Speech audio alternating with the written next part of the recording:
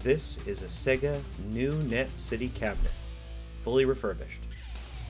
Originally, this video was going to be about owning a CRT candy cab.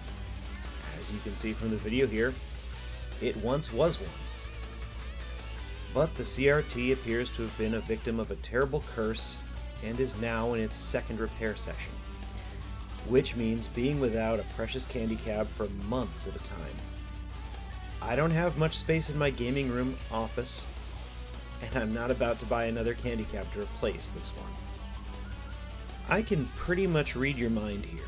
You're thinking, oh boy, I've seen a lot of really hateful CRT candy cab to LCD conversions. And I have too, honestly. Until recently, I'm not even sure it was possible to replace a 26-inch CRT in a unit like this with an IPS panel, regardless of quality or response time. Fortunately, a new option has been recently released, the LG DualUp 16x18. Popping off the front facade of the new Net City is actually pretty simple. 4 security screws hold it in place, and then 2 Phillips heads under the control panel below that. After carefully removing the only real plastic piece on this entire candy cab, you can see that I've mounted this new monitor on a metal sheet. Pause here for the exact dimensions and part number. I bought this one at Lowe's. The original mounting hardware is holding it where the CRT used to be. What's also really cool is that this is a no-cut mod. No permanent damage or change to the cabinet. If I ever get my CRT back and I want to restore it, that's easy. I simply removed the monitor and I drilled holes into the metal panel. Measuring carefully is really important with that though. Any inconsistencies will be very noticeable when you have your front housing reinstalled. After putting the front panel back on, the actual viewing window for content ends up being almost identical to the original CRT, something I have not seen on any modification to a candy cab thus far. Because the monitor is natively Tate, the viewing angles are also excellent.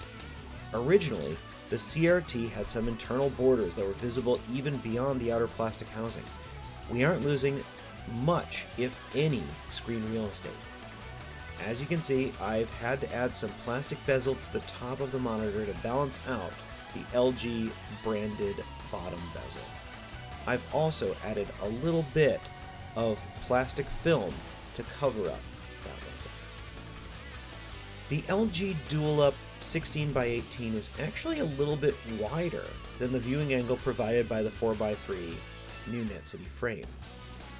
Some information is cut off unless you pop into Windows and manually set your viewable size. After doing this, however, you'd never know it wasn't showing you the whole screen. Under the control panel, you'll find... hang on a second. So, a fun fact about the keys for the Net City, and I'm guessing most cabinets with original keys, my Vuelix did not have them. No matter which key you pick, you're never going to have the right one the first time you go to unlock something.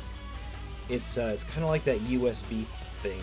You have to rotate a USB 3 times to see it properly, I guess. I don't know. Under the control panel, you'll find 2 Brook Ultimate Fighting PCBs.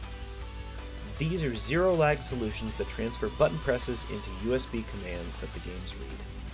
The buttons and sticks are all Sanwa. It's a departure from my Vuelix.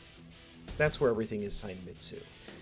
I've also gone ahead and swapped the mysterious metal bolt that sits under the coin sticker with another small button for quick menu commands.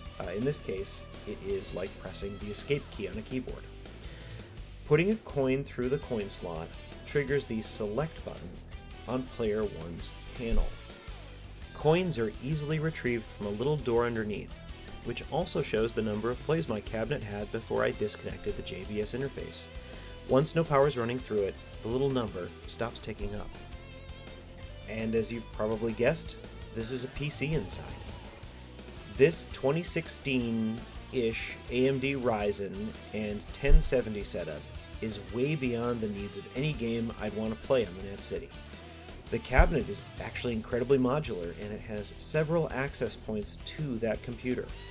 I can even remove the entire rear panel for dusting, or just installing new parts. The actual PC parts are mounted to an MDF panel, which slots perfectly into the base of the new NetCity. Small metal tabs hold it securely into place. As a fun final touch, I found a remote light switch, and I connected that to an LED I installed in the top of the cabinet. It looks just like the original did, but with no terrible buzzing and the convenience of a button on the wall to power it up. One thing I've learned from my Vuelix experience is that I hate having to pull out a keyboard and mouse to get to arcade games. Steam Big Picture mode is great on a 16:9 display. You really only ever need to hook up a joystick once you're prepped. Unfortunately, Steam Big Picture looks like garbage on a 3x4 vertical display. Additionally, pretty much every bullet hell Danmaku Tate orientation game you'll find on Steam is made for a 16:9 vertical display without a bunch of menu diving. And you know what? Let's talk about those games for a second. So going way back in arcades, the vertical monitor orientation was really popular. Look at Donkey Kong or Space Invaders. Those games are vertical by their nature. Shooting games involving spaceships still look and play better on monitors like this. If you're enjoying a bullet hell game, having more visual real estate is actually really vital. Fortunately for us, Launchbox's big box software works perfectly for this application. Through the magic of Final Burn Neo, RetroArch, and having shortcuts to our Steam games that actually do work in this orientation, we have a gorgeous interface to select our games with. And there it is, a new NetCity like no other. It wasn't my original intention to modify a candy cap like this. I've always loved Sega's cabinets, and I really do feel like what I've ended up with has actually gotten more playtime than what I started out with. Sometimes I leave something like Ikaruga running during the day, and I can sit down and play a quick round when I'm feeling stressed. I don't have to turn anything on, wait for a CRT to start and boot up, none of that. Frankly, I'm not sure I have any intention of ever installing that CRT into this again, if it does, in fact, ever stay repaired for any reasonable amount of time.